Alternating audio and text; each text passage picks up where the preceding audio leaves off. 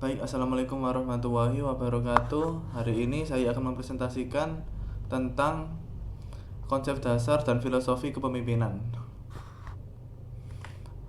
Menurut Alan Tucker, kepemimpinan merupakan kemampuan untuk mempengaruhi atau mendorong seseorang atau sekelompok orang agar bekerja secara sukarela untuk mencapai tujuan tertentu atau sasaran dalam situasi tertentu.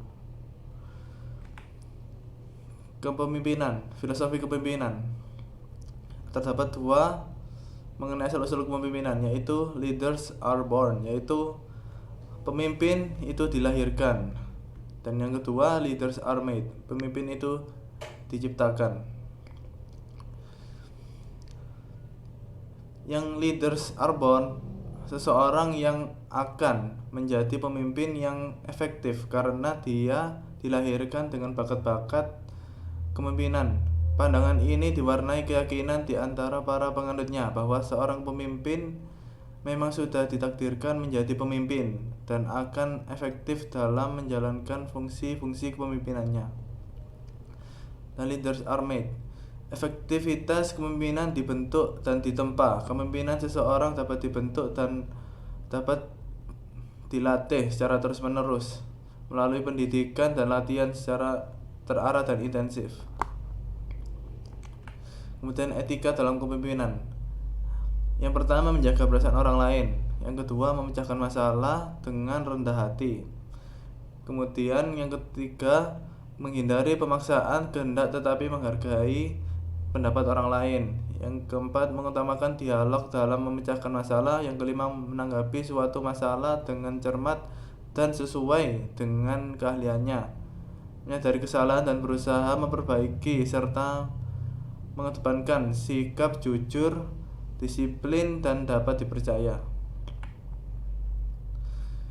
Beberapa etika pemimpinan menurut Imam Ghazali, yang mampu berpikir dan dari berbagai pandang. Yang kedua, mengerti kebaikan. Tiga, dan tahu meletakkannya. Empat, menerima pesan ulama. Lima, lemah lembut. Enam, tulus dan ikhlas. Fungsi-fungsi kepemimpinan. Fungsi-fungsi kepemimpinan yaitu ada fungsi perencanaan, fungsi memandang ke depan, dan fungsi menjaga loyalitas. Fungsi pengawasan, fungsi pengambilan keputusan, fungsi memberi motivasi. Yang pertama, fungsi perencanaan. Fungsi perencanaan yaitu seseorang pemimpin perlu membuat perencanaan yang menyeluruh bagi organisasi dan dia sendiri yang bertanggung jawab atas tercapainya tujuan organisasi, baik gagal maupun berhasil. Yang kedua, fungsi memandang ke depan. Seorang pemimpin yang senantiasa memandang ke depan berarti akan mampu mendorong apa yang akan terjadi serta selalu waspada terhadap kemungkinan. Hal ini memberikan jaminan bahwa jalannya proses pekerjaan ke arah yang dituju akan dapat terlangsung terus-menerus tanpa mengalami hambatan penyimpangan yang merugikan.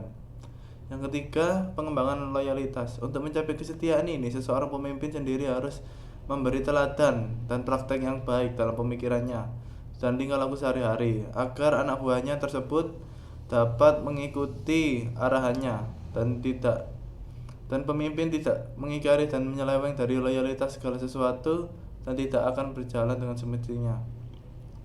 Yang keempat, fungsi pengawasan, yaitu merupakan fungsi kepemimpinan untuk senantiasa meneliti, mengawasi dan mengontrol bahwa terjadi kesalahan atau human error di dalam perusahaan tersebut atau kesalahan teknis lainnya. Yang kelima, fungsi mengambil keputusan, yaitu pemimpin memiliki skill dan pengetahuan yang luas untuk mengambil keputusan. Hal ini sangat penting dikarenakan pemimpin yang tidak memiliki skill tersebut akan senantiasa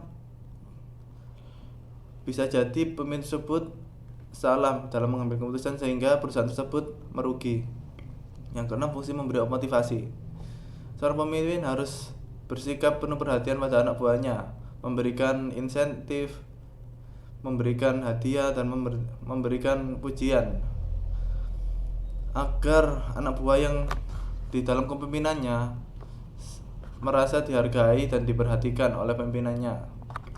Dan ketika bawahan sedang melemah atau terjadi kendala internal, misal kendala di keluarga mereka, pemimpin harus memotivasi agar ia senantiasa bekerja dengan efektif dan efisien.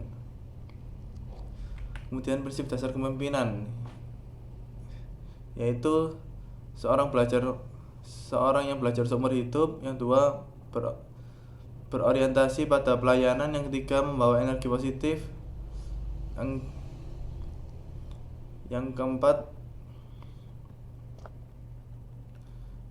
membawa energi positif, yaitu percaya pada orang lain, keseimbangan kehidupan, dan senantiasa mengembangkan diri melalui pelatihan-pelatihan atau membaca buku pengembangan diri. Unsur-unsur kepemimpinan. Terbentuknya suatu pimpinan tidak terlepas dari unsur-unsur berikut yang diuraikan seperti di bawah ini. Unsur-unsur kepemimpinan. Adanya kepemimpinan yang pertama, yaitu unsur utama kepemimpinan yang akan menjadi pendorong dan atau mempengaruhi seseorang atau sekelompok orang lain sehingga tercipta hubungan kerja yang serasi dan menguntungkan untuk melakukan aktivitas-aktivitas tertentu untuk mencapai tujuan tertentu. Adanya pengikut.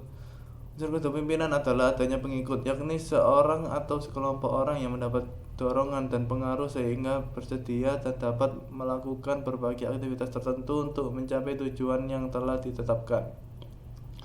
Yang ketiga, adanya sifat dan ataupun perilaku tertentu. Unsur selanjutnya adalah kepemimpinan adalah adanya sifat ataupun perilaku tertentu yang dimiliki oleh seseorang pemimpin yang dapat dimanfaatkan untuk mendorong dan ataupun mempengaruhi seseorang atau sekelompok orang. Adanya suatu kondisi tertentu.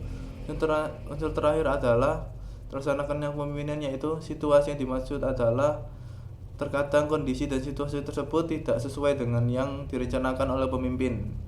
Hal itu dapat diselesaikan dengan cara pemimpin mengadakan rapat atau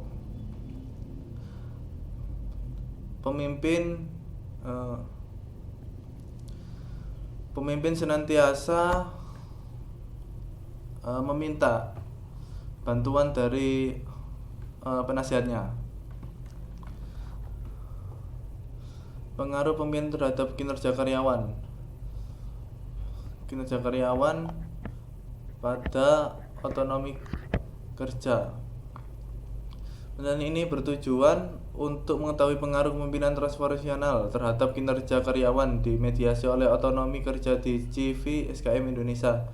Selama pandemi tahun ini, otonomi kerja diterapkan di CV SKM Indonesia digandung dengan metode kerja dari rumah. Metode kualitatif dipilih untuk memproses kuesioner yang diisi oleh karyawan, mengumpulkan 34 responden sebagai total populasi dari beberapa divisi di CV SKM Indonesia, dan menggunakan regresi linear berganda dari software SPSS PSW 18 sebagai alat analisis. Studi ini memverifikasi pengaruh positif dan signifikan antara kepemimpinan transformasional dan kinerja karyawan dimediasi oleh otonomi kerja sebagai variabel intervening. Studi ini menunjukkan bahwa praktik transformasional kepemimpinan dari pemimpin perusahaan berjalan dengan baik dan karyawan juga memiliki otonomi kerja yang sangat baik. Mereka dan itu membantu mereka meningkatkan kinerja untuk menyelesaikan pekerjaan dengan efektif dan efisien.